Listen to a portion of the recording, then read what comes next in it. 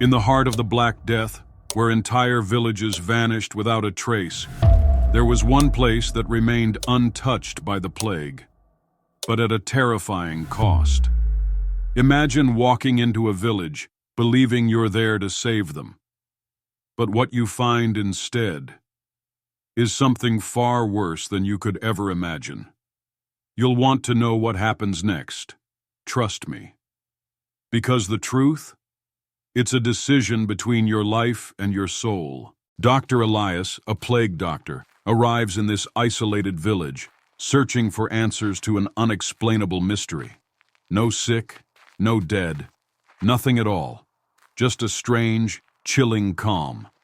What he doesn't know is that the villagers have made a pact, one so dark that even the price of life is too great.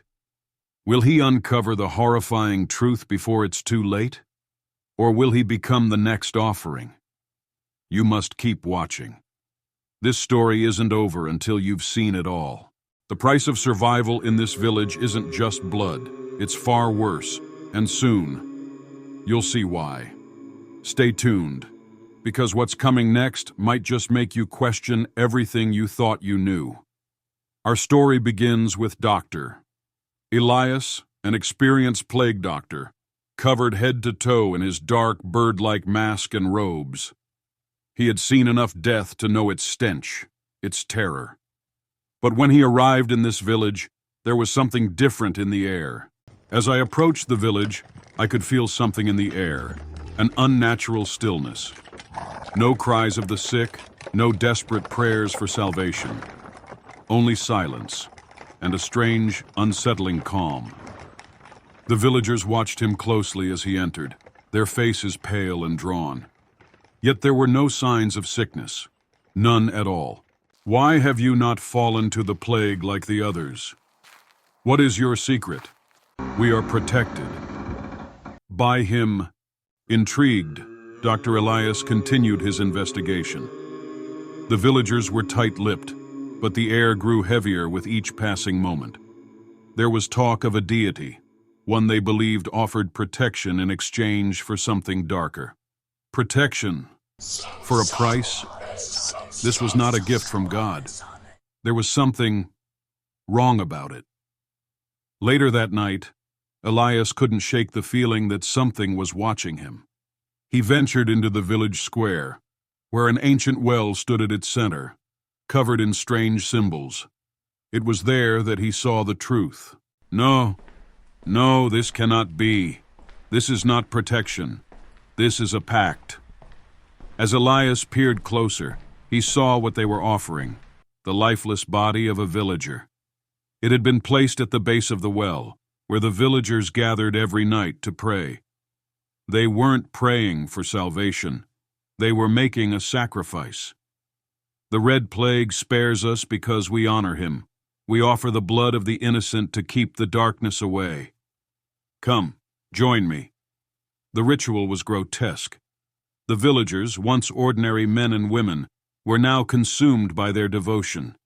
Their eyes glazed with fervor, their words a chant of dark reverence. What is this madness?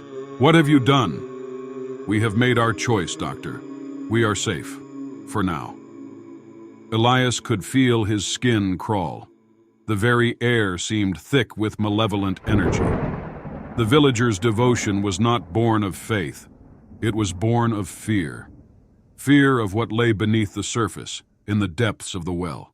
If I leave now, will I escape this curse, or am I already marked? Dr. Elias knew he had a choice. Leave and expose the village's dark secret, or remain and become part of their unholy pact. But as he turned to leave, a figure appeared before him. A figure that shouldn't have existed. You can't leave, Doctor. You've seen too much. You've come too close. It was the entity, its face obscured by shadows, but its presence undeniable. Dr. Elias tried to step back, but the figure was already in his path. What do you want from me? The same thing we took from them. Their souls. With a desperate surge of energy, Elias ran.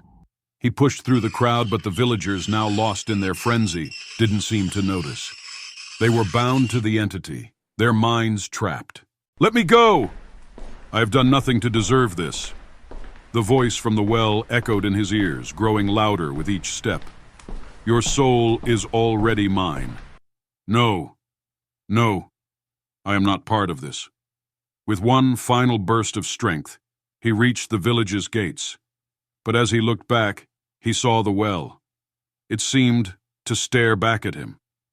The gate slammed shut behind him, and for a brief moment, Elias thought he had escaped. But as he rode away from the village, a sickening realization washed over him. His heart began to race, his chest tightening. It's not over. They've taken me too. The red marks on his hands, where the entity had touched him, burned with an unholy fire. His soul was already claimed, and now, there was nowhere to run. Weeks later, Dr. Elias returned to the village, unable to resist the pull.